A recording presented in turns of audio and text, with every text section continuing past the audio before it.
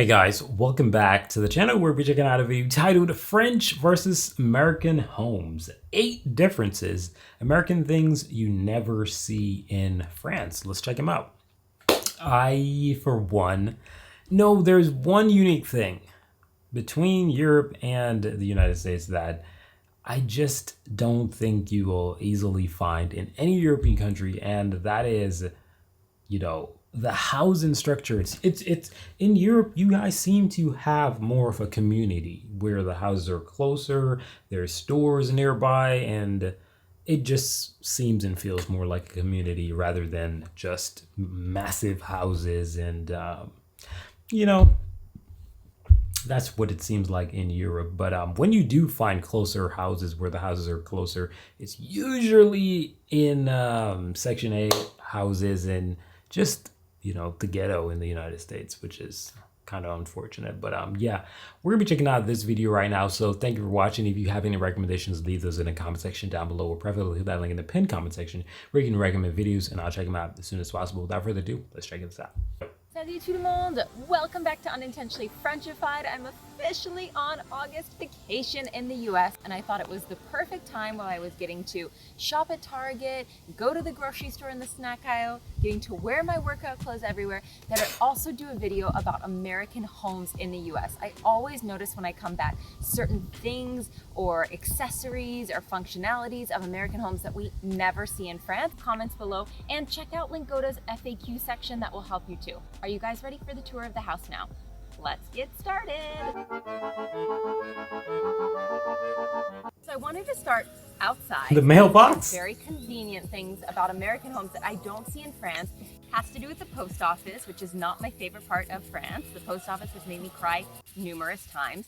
But what's so great in the US is that with your mailbox, of course, the mailman drops off letters. But if you want to send letters, all you have to do is open the mailbox, put in your letters, and then you just raise the little red flag, and it tells the postman that you want him to pick up the letters that are inside. It's very convenient. And I know in France, they're starting now where you can choose a time, tell the post office, leave something inside, etc., and plan like a whole appointment to get your mail picked up. But I think it's kind of nice that you just have this nifty arrow. Behind me, you can see There has to be something easier, it has to be something easier in France. Like, there has to be a way where you can actually go to a post office and actually drop the mail off, because in the United States, you can do that. It's not like you cannot, if you don't have one of those, you can actually go and drop it off at a shipment place or something. So yeah, ADT! Just ignore what I just said. It's the, security company. The neighbors' houses next to my mom's house. I always feel like I've made it home to the Midwest when I drive up and there are no fences or walls or things blocking the front yard. In the US where I'm from, you can't really see inside people's backyards, but the front yards tend to be really open. That's not to say that sometimes you won't see fences, but usually you can see what's going on in people's front yards. As you can see, the 3 neighbors behind me, there are no fences in their front yards. One of the things that I feel like is typically American as well when I drive up or I come to homes in the US is that there tends to be a lot more cars versus the number of people who live in the house. So you can see here that there are 2 people that live at my mom's, but they have 1, 2, 3, 4 cars in the driveway, and all 4 of those cars are their own cars. And in France, I tend to find that a lot of times there's 1 car for 2 people, or maybe you've got 1 car for 1 person and 1 car for the other, but there's not 2 cars for each person. It tends to be very American. So as I walk into the house, you can't feel it the same way that I can, but there is, first of all, a golden retriever. It's pretty American. Say hi, Piper. Say hello to everyone. It's also the blasty, cold, icy air that I'm feeling right now as the air conditioning takes over. There is so much air conditioning in the US. I have personally maybe been in 1 home in France that actually has air conditioning. Yes, there's air conditioning in offices, there's air conditioning in restaurants, in grocery stores. 1? Dang. Oh, it is. That is actually wild, because I've said this in quite a few videos. I now live in Finland, right? Based on my experiences in Finland, I use that to compare to Europe, because I already have an American experience. I can obviously compare America to America, but I've noticed that a lot of the European countries are not necessarily the same all across the board, which is ironic because for Finland, this is quite similar. There's not much houses with AC. However, the newer houses in Finland that I've noticed, they have AC on them, but the older ones do not have them. I don't know if it's cheaper to do that instead of radiators for winter. I don't know, but that's something that I have actually noticed. But yeah, typically American homes, it's gotta have AC. It's just a norm. But when it comes to people's actual homes, they tend to live without air conditioning. And in the US, air conditioning is in almost every home that I've ever been in, and it is blasted. So in terms of the difference of temperature outside and inside, it's huge. The next thing I'm gonna show you is maybe my most favorite thing about American homes that I wish we had in France. And it's actually part of the windows, which sounds kind of weird. But if I open up this window, you guys will see that there is a screen. Dun, Oh, dun, dun. the window screen. I thought she was gonna talk about the windows because I'm like, yeah, there's no way American windows is anything compared to French windows. I just don't think so. I've never seen a French window before, but based on the European windows that I've seen, there's no chance that France could be in the dust when it comes to windows. But the screen, man, that can come in very handy. Actually, speaking about screens, this Finnish window does have screens. So kind of unique that France doesn't have screen. But I'd imagine that maybe she's just not in a location with the screen, if that makes any sense. But yeah, screens are pretty amazing, especially if you live in a place like Florida, South Carolina, where there's going to be bugs, mosquitoes. Whew, you need that. On the window. So a screen pretty much lets us open up the window, get some fresh air in here when the air conditioning's not on, and it keeps out the mosquitoes, the bugs, the flies, etc. In France, I have never seen a screen on a window, guys. We have flies that come into our apartment in Paris, we have mosquitoes during the summer, and I think it's so convenient and so nice, and I have never ever seen one in a French home. So you'll let me know in the comments below if you have, but these are not very common, and when I see them, I'm like, we are in the US. All right, so the next thing I want to show you is in the kitchen. And this is another one that I think is very convenient and that I've never seen in France before. So here we are. Please do not talk about those. Just don't talk about that. I really hope she's not going to do it. Please don't talk about it. Please don't talk about it. I heard that thing is actually bad. I don't even remember what it's called. What the frick? How do I not remember what it's called? I don't remember what it's called. We are at the sink, and not only is the sink really massive, and I don't see that as often in France, like these really big sinks. And also the sink, when you like turn it on, you've got this contraption here where you're able to move it, and then you're also able to change the type of water. This is not something. Yeah, I don't really think that's a France thing. I think that's just the person who did the house just did because a lot of homes in America do not have that. That's for people with a little bit of, you know what I'm saying, you got a little bit of cash in the bank. Right, but the typical average home that you're gonna find is not gonna have that. It's as simple as that. That's for privileged people, right? But you will find it, you know, every now and then. But everybody's not gonna have that. Most people are gonna have it where it just stops like that. But thing I see as, you know, as common in France, but that's not really the big thing about the sink. Damn, that is fancy. It's Hold on. This is literally one of the best ones I've ever seen in my life. I've never seen one this nice before because it snaps on. It's usually a pull down mechanism, and that's usually it. That's, wow, that one's pretty nice. The big thing is the garbage disposal. Almost every home has a garbage disposal. So pretty much you're able to put food down the sink, and then you turn it on, and it just blows all the food to smithereens.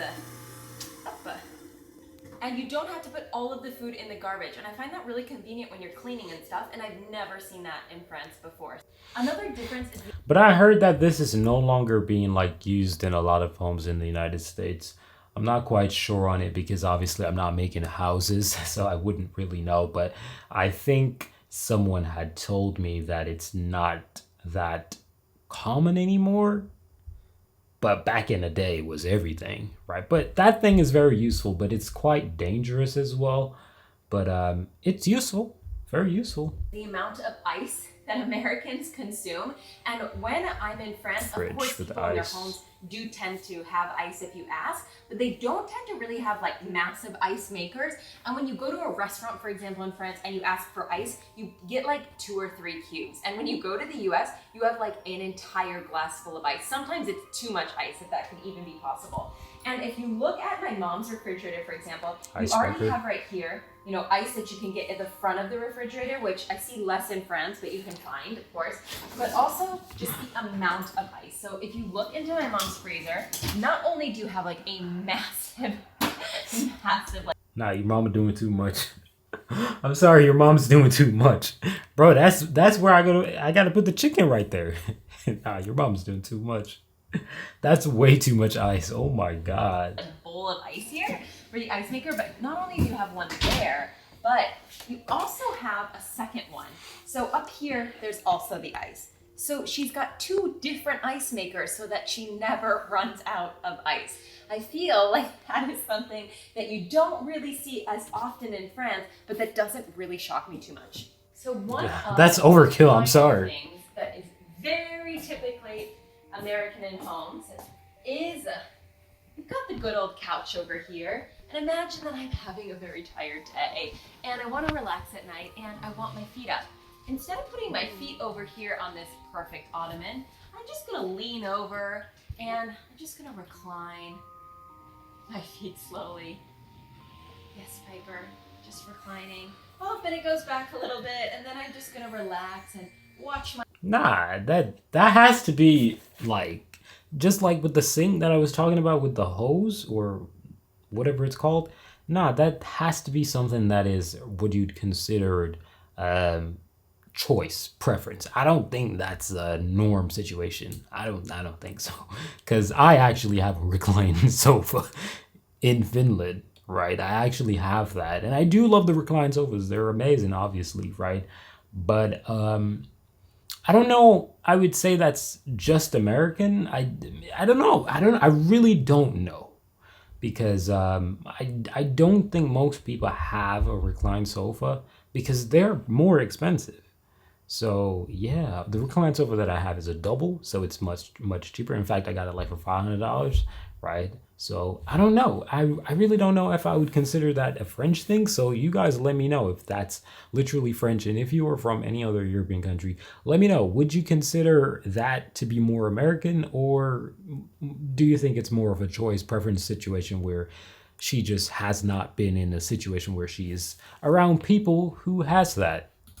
my TV. Again, you guys are gonna let me know in the comments below if you know why, but I feel like that is very typically American to be able to just recline my feet. And when I was growing up, they weren't electric like they are now. It was like a big old handle that you would pull back like this and then your feet would go flying up. But super comfortable and practical, but not something I see very often in France. Can you guess how many televisions we have in a home here? Too many. For 2 people? I'm gonna show you. Television number 1. Number 2, number 3, number 4, number 5, and just in case one TV with the workout machines is not enough, we've also got TV number 6. And finally, TV number, no, I'm kidding. I genuinely I get her point with the TV, but I don't think Americans typically have a lot of TVs because they just have it. I think Americans, we buy the TV and the TV gets outdated and you have the TV still. I think that's the case.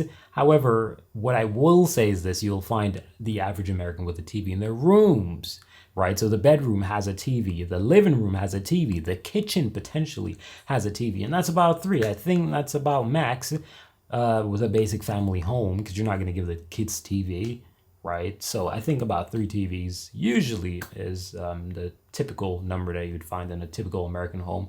But I don't think it's necessarily over that where you just have random TVs. I think the randoms is probably because, outdated or gifts. I don't know. But for me, 3 TVs, that's it. There's no TV in here. That's just But in Europe, I don't have a TV. Ironically, in Europe, I've not once owned a TV. Not once. all of the thermoses, the insulated cups that we have in the US. No, but seriously, when it comes to TVs, there are a lot of TVs in lots of different rooms, and most of the time in the US, people have televisions inside of their bedrooms, as well as in the dining room, as well as in the den, as well as sometimes in the kitchen. And in France, I really normally see one TV in the entire house. So it's just, as soon as I see lots of TVs in homes, I just think, yep, this is the US. All right, guys, that is a wrap on all of the differences between French and American homes that I think one thing she didn't point out in this video is the space. The moment she starts walking in that house, my assumption would automatically be this is an American home. Why? Simply because of the amount of space that is in the house. I've seen the same thing with Finland. The houses in Finland are not very large. They're quite small. For example, where I am, it's very small. This room that I'm in is very small. I just have a new lens, and this lens is a wide angle lens, but this is actually closer than you think. I'm touching it, and I'm touching the camera. So yeah, I'm in a very tight space, right? But in the United States, space is a lot more. You know what I mean? So I think that is something that is very notable, that if you're comparing houses in the United States to Europe, you gotta mention that space is just quite, I think Europeans utilizes space way more than Americans, and Americans tend to want more space, just like more cars unnecessarily. So yeah, if I had more money, I'd probably have more cars, because I still haven't broken that habit, but I'm just broke, so I can't do that. But it was a pretty good video. I definitely agree with a lot of the things that she said. And your mom has too many eyes. Too much. It's too much. It's overkill. Anyways, guys, thank you for watching this video. I'm out of here. Peace.